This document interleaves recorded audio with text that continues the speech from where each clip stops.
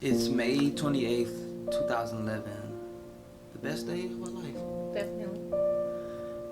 We were married, attending church. We decided to break through the mold and really just challenge God and challenge our faith and give a significant seed for us at the time was what, $1,000. $1,000. And that's When all hell broke loose. We were obedient to God. We sowed that seed. And as I stated, all hell really did break loose. well. Another thing too, sowing the seed is that it really took a lot of faith for us to even sow the seed It because did. I had to sell my drums. Yes. We had to get a credit card. Yes. What else did we have? I think that was about it. That was it. That was it. But we just believed God enough, to challenge him. So he placed on our hearts to sow that seed, and that's exactly what we did. And the moment that we did, everything really did go haywire. If it could happen, it did happen. Yeah.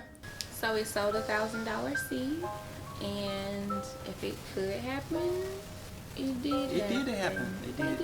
It really did. We have had a car repossessed.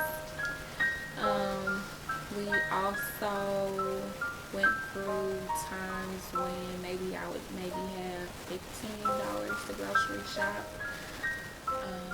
We were literally shut in our apartment because we barely had enough gas just to get to work. Exactly.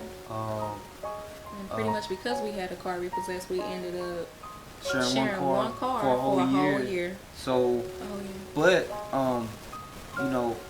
I do want to say this now is that this was not a self-inflicted storm. This was a God-orchestrated storm because we challenged God.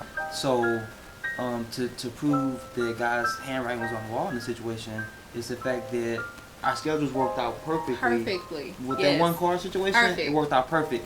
So, I would have to be working at 8 o'clock or You something had to like be that. at work at 8. So, we would get up at 6:45 every morning and I would take her to work 30 minutes to work. I would get to work 2 hours early. And then I would drive back to work. I would get off at 4:30, and then But I didn't get off until 6. So then I had to wait 2 hours. Yeah. And wait for you. Yeah. We were behind on all of our bills, all of them. All of them. Every last one. Talking about having to rob Peter to pay Paul. We was robbing Peter and Paul to pay another disciple. Not Jesus. Never Jesus. Jesus. As a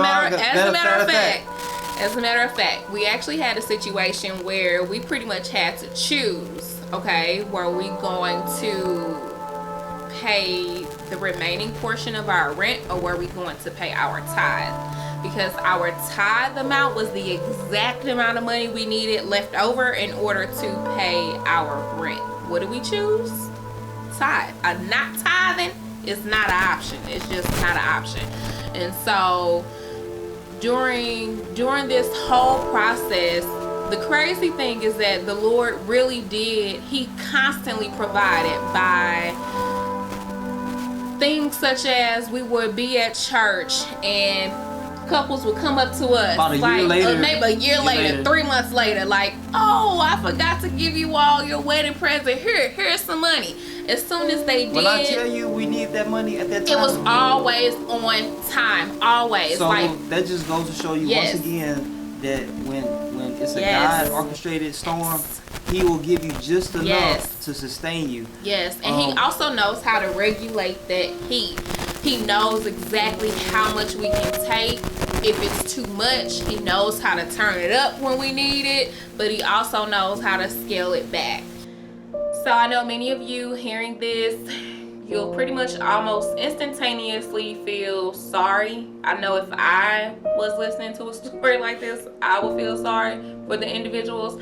However, we're not sharing this for pity, to obtain anything of that nature. Really, the real reason we're actually sharing this story is really for a greater cause. It's actually serving as a backdrop for the various lessons and even tests that we've learned along the way. Ultimately, this is about you as a viewer you know, you have a drive, you have something in you that's calling out. Yes, it's really your instinct, your spirit. It's crying out. It's telling you, you know what, it's time for us to change. It's time for me to pursue whatever it is. We're sharing this, like I said, you know, as a backdrop, but also to tell you that when you have a promise, because we actually did all of this based off of one promise. When you have a promise, it does not go without any test. The unfortunate thing, especially as believers, we have a tendency to think that if the Lord provides us with a promise, pretty much we think that it ought to be easy, when really it's the total opposite. When the Lord provides you with the promise, He's also pruning you in that process. So you can't reach that finish line until you've gone through something. So we just want you all to stay tuned. We are going to be sharing the various lessons we've learned along the way and hopefully offer everyone some encouragement, to live life on purpose.